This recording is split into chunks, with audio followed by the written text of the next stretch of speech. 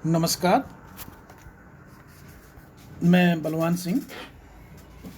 जब जनता बगावत करती है 1857 और उसके बाद, ये कक्षा 8वीं की इतिहास की पाठ्य पुस्तक हमारे अतीत 3 का 5वां अध्याय है। ये अध्याय बहुत ही महत्वपूर्ण है। ये कक्षा 8वीं के विद्यार्थियों के लिए तो महत्वपूर्ण है ही, साथ ही जो कंपटीशन की तैयारी करते हैं, प्रतियोगिताओं की तैयारी करते हैं, उनके लिए भी बहुत ज़रूरी है। जैसे HTET है, CTET है और अन्य जो सिविल सर्विसेज की तैयारी कर रहे हैं, उन कैंडिडेट्स के लिए बहुत ही महत्वपूर्ण अध्याय है। तो इस अध्याय को आप पूरी तरह से सुने। वैसे ये बहुत बड़ा पाठ है, इसलिए इसको 2 या 3 भागों में जो है मैं करवाऊँगा। तो जो भी वीडियो आप सुने उसको पूरी सुने, और उसके बाद जो है अगर आपको कुछ इसके अंदर कमी नज़र आए या कोई सुधार की आवश्यकता है तो आप मुझे जो है उसके बारे में बता भी सकते हो। तो शुरू करते हैं। जब जनता बगावत करती है, बगावत का मतलब है कि जब कोई नीति ऐसी बनाई जाए कि वो जनता के लिए गलत है, जिससे उनके हितों की रक्षा नहीं होती है, तो ऐसे में उसकी खिलाफत होने शुरू हो जाती है, तो उसको हम बगावत कहते हैं। ये बगावत कई बार जो है लोग निहत्थे शांतिपूर्ण रूप से भी जो है सड़कों पर उतराते हैं, और कई बार हथियारों के साथ भी जो है बगावत कर देते हैं। तो यहाँ पर बगावत ईस्ट इंडिया कंपनी के खिलाफ की बात है। यहाँ पर 1857 से पहले और उसके बाद जो है किस प्रकार से जो है अंग्रेज़ों की नीतियाँ थी, जिन्होंने बगावत करने पर भारतीय जनता को मजबूर किया, और उसके बाद उसके क्या परिणाम हुए।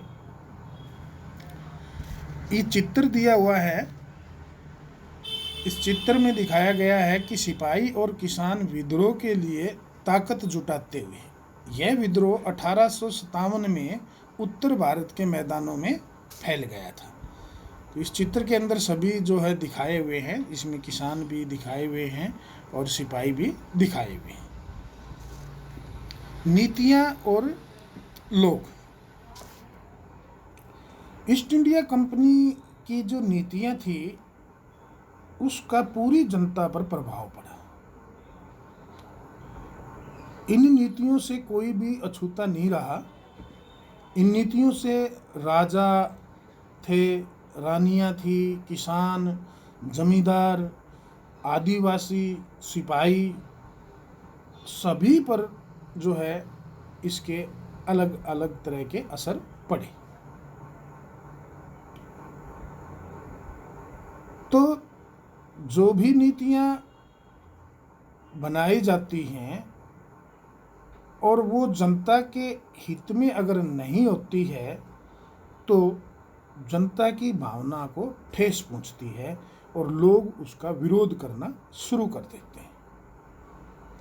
जैसे पिछले ही पाठ के अंदर आदिवासी, डिक्कू और एक सवर्ण युग की कल्पना में मैंने बताया था कि उसमें किस प्रकार से आदिवासियों के जीवन पद्धति में अंग्रेज़ों ने दखल की, उनके जो है आवास छीन लिए, उनका जो है उनके धर्म ने दखल किया, जिससे इन नीतियों के कारण उनका जीवन जो है बड़ा संघर्षपूर्ण हो गया, दयनीय स्थिति में आया, जिसके कारण उन्होंने बगावत की। बहुत सारे विद्रोह हुए, जैसे संथाल विद्रोह है, कोल विद्रोह है, मुंडा विद्रोह है। ये सारे के सारे जो है आदिवासियों के विद्रोह थे। इसी प्रकार से दूसरे तबके भी थे, और भी थे, किसान थे, जमींदार थे, भूस्वामी थे, सिपाही थे, और किसान जो राजा रानी, सभी के जो है मन में ईस्ट इंडिया कंपनी के खिलाफ जो है एक विद्रोह की भावना थी, क्योंकि अंग्रेज़ों ने ऐसी नीतियां बनाई थी कि सभी उन नीतियों से पीड़ित थे। नवाबों की छिनती सत्ता। 18वीं सदी के मध्य से ही राजाओं और नवाबों की ताकत जो है वो छीनने लग गई थी। उनकी जो सत्ता थी और उनका सम्मान दोनों ही खत्म होते जा रहे थे।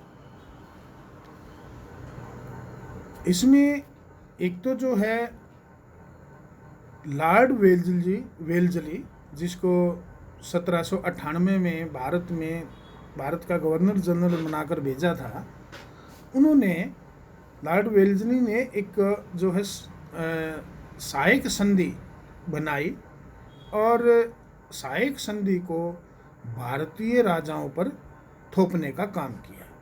अंग्रेजी राज्य की जड़ों को और ज़्यादा मजबूत करने के लिए लॉर्ड वेल्जली ने सहायक संधि जो है वो भारतीय राजाओं के ऊपर थोपनी शुरू कर दी। और सबसे पहले 1798 में इस सहायक संधि को स्वीकार करने वाले जो प्रथम भारतीय शासक थे वे थे हैदराबाद के निजाम। उसके बाद अवध के नवाब ने नवंबर 1801 में, बाजीराव द्वितीय ने दिसंबर 1801 में, मैसूर तथा तंजौर ने 1799 में, बरार के जो भोंसले थे उन्होंने दिसंबर 1803 में सहायक संधि को स्वीकार किया तथा ग्वालियर के जो सिंधिया थे उन्होंने फरवरी 1804 में जो है सहायक संधि को स्वीकार किया। इसके अतिरिक्त और भी बहुत सारे रियासतें थी जिन पर सहायक संधि थोपी गई, जैसे जोधपुर, जयपुर, मछेडी, बूंदी तथा भरतपुर जो है, इनके राजाओं ने भी सहायक संधि को स्वीकार किया। अब ये सहायक संधि थी क्या? सहायक संधि में ईस्ट इंडिया कंपनी ने जो है राजाओं को ये कहा कि अगर आप हमारे साथ ये संधि करते हो तो आपको हर प्रकार के शत्रु से जो है कंपनी आपकी रक्षा करेगी और आपके आंतरिक मामलों में किसी प्रकार का कोई हस्तक्षेप नहीं किया जाएगा। नंबर 2, इस संधि के अनुसार जो राजा थे वो किसी भी प्रकार के विदेशी संबंध नहीं बना सकते बिना कंपनी की अनुमति से। यदि कोई विदेशी संबंध बनाना है तो उन्हें कंपनी की अनुमति लेनी होगी और किसी भी यूरोपीय व्यक्ति को वो जो है अपनी सेवा में नहीं रख सकते। ये भी संधि का एक नियम था। और एक नियम ये था कि बड़े जो राज्य थे उनकी जो सेना थी उसकी कमान अब अंग्रेज अधिकारियों के हाथ में होगी, अर्थात उस कमान का, उस सेना का जो कमांडर होगा, उसकी पूरी कमान होगी वो अंग्रेज अधिकारी के हाथ में होगी।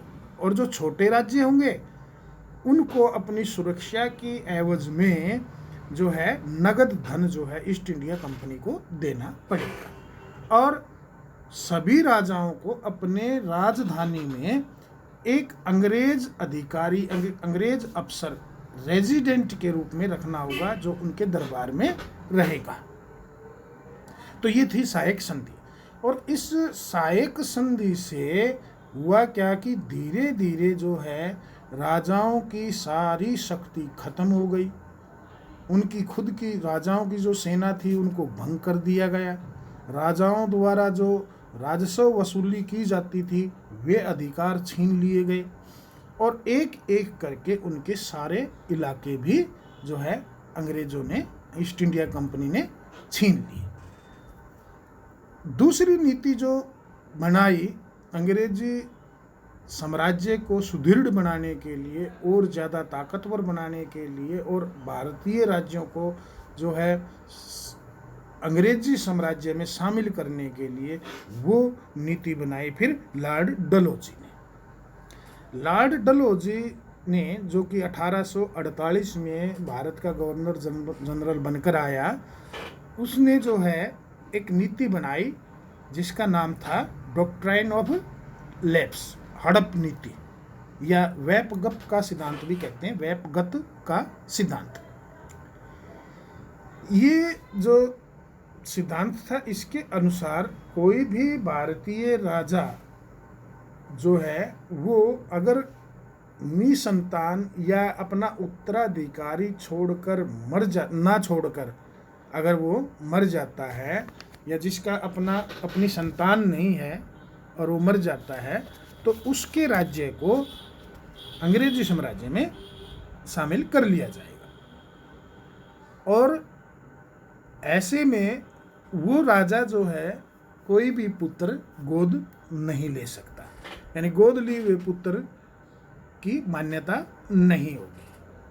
और इस प्रकार से लॉर्ड डलहौजी की इस हड़प नीति ने बहुत से राज्यों को हड़प लिया, उनका विलय कर लिया। विलय की नीति भी कहते हैं इसको।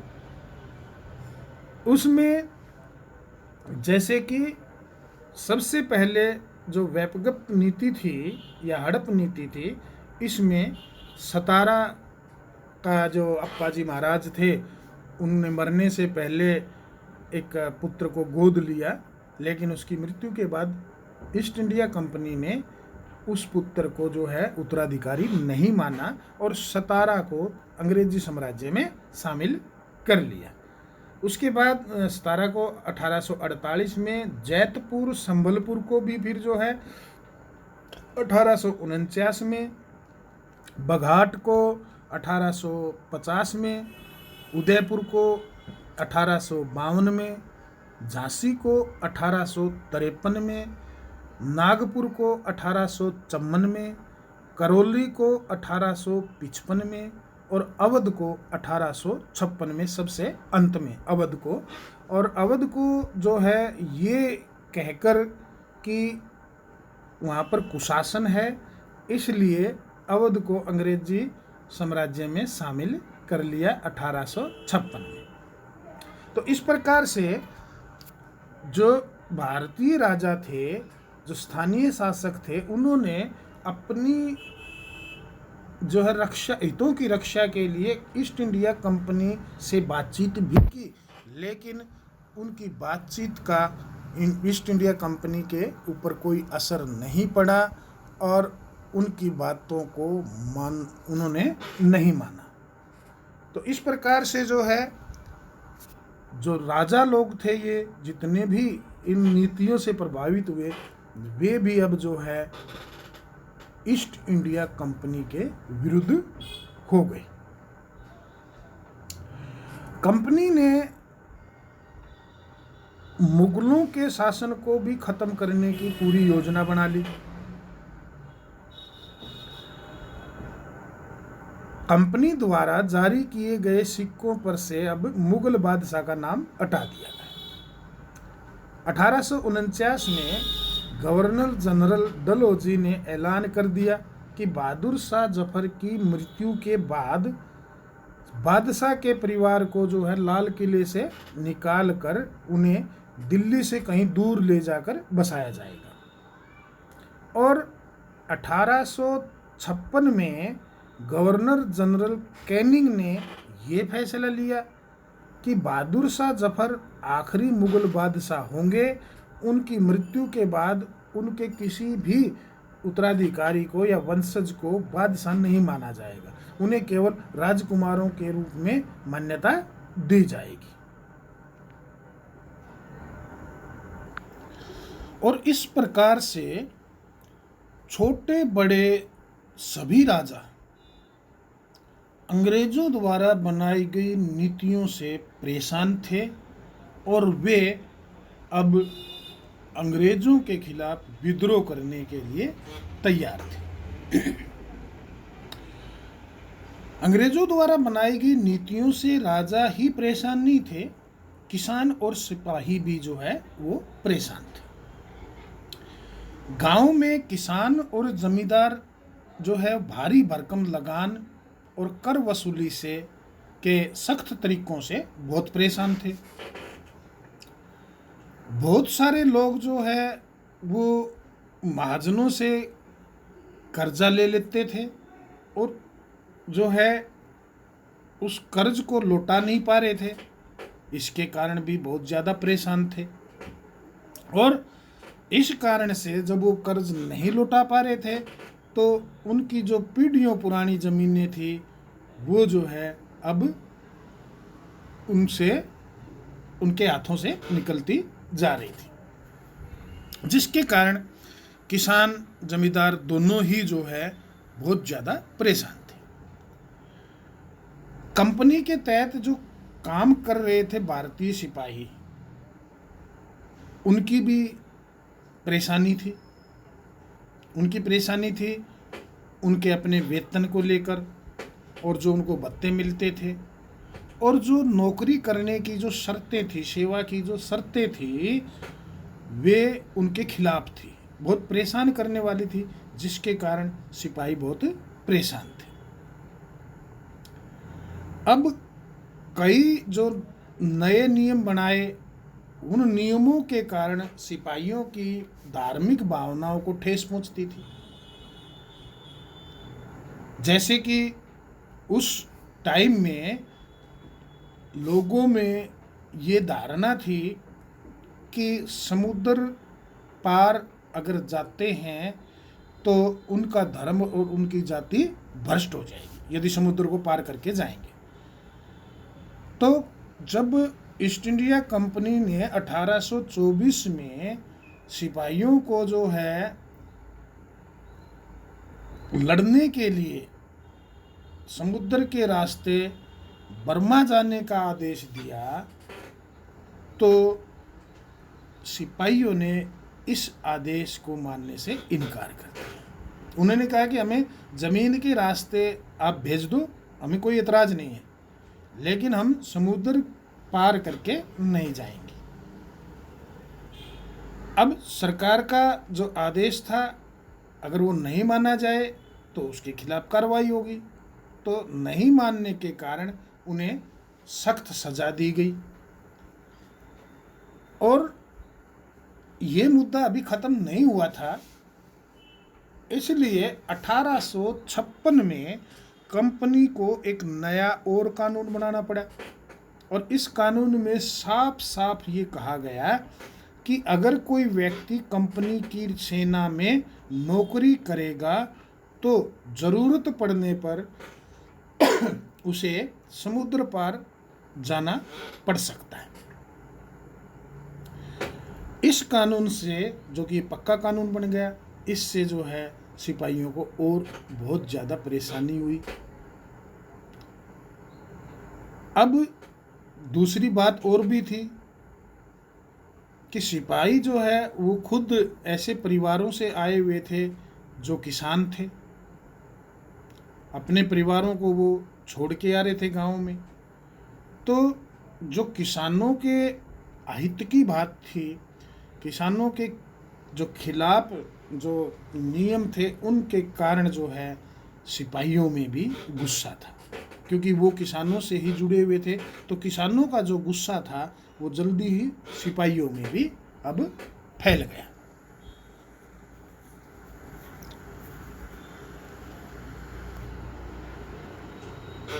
ईस्ट इंडिया कंपनी के खिलाफत का एक कारण और भी था कि लोग ईस्ट इंडिया कंपनी के खिलाफ हुए, और वो ये था कि कुछ भारतीय समाज के अंदर पुराने समय से चलती आ रही परंपराओं में बदलाव करना, जो कि लोग जो है इसको धर्म का अपमान मानते थे। अंग्रेजों ने सती प्रथा को रोकने और विधवा विवाह को बढ़ावा देने के लिए कानून बना दिए और अंग्रेजी भाषा की शिक्षा को जो है जमकर प्रोत्साहन दिया। 1830 के बाद कंपनी ने ईसाई धर्म को फैलाने के लिए जो है ईसाई मिशनरियों को, जो मिशनरी थे, ईसाई मिशनरी थे, उनको भारत में जो है काम करने के लिए बुला लिया और उनको जो है ये भी छूट दे दी कि वो यहाँ पर ज़मीन और संपत्ति भी बना सकते हैं। 1850 में एक नया कानून और बना दिया कि जो भी लोग ईसाई धर्म को अपनाएंगे तो उनको उनकी पुरखों की संपत्ति पर जो उनका अधिकार है वो बरकरार रहेगा, यानी उनका जो संपत्ति पर जो अधिकार है उसको छीना नहीं जाएगा, वो ऐसे का ऐसा रहेगा, जिससे ईसाई धर्म को अपनाना और भी आसान हो गया, क्योंकि अब लोगों को उनकी पुरखों की संपत्ति पर पहले जैसा अधिकार मिलेगा।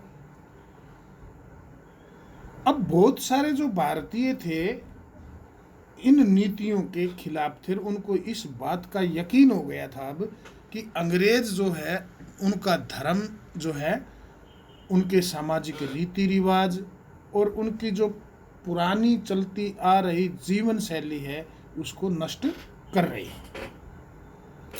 कुछ भारतीय ऐसे भी थे जो मौजूदा इन सामाजिक व्यवस्थाओं में बदलाव चाहते थे। सती प्रथा है, जैसे बाल विवाह है, इस प्रकार की व्यवस्थाएं बदलना चाहते थे। कुछ भारतीय भी ऐसे थे जो कि आगे हम पाठों में आपको बताएंगे।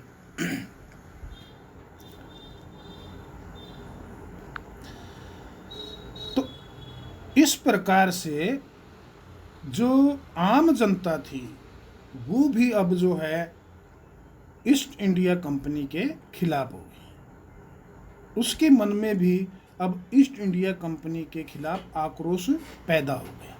तो इस प्रकार से राजा, छोटे बड़े राजा कोई भी थे, जो किसान, सैनिक और आम जनता जो है वो अंग्रेजों द्वारा बनाई गई और थोपी गई जो है नीतियों के खिलाफ हो गए और उनके मन में अंग्रेजों के खिलाफ आक्रोश पैदा हो गया। इस पाठ का आज इतना ही हिस्सा करेंगे हम। और आप इस पूरी वीडियो को आपने देखा, आपको अगर पसंद आई हो तो इसको लाइक ज़रूर करें, और अगर सब्सक्राइब नहीं किया है मेरा चैनल तो उसको सब्सक्राइब भी करें।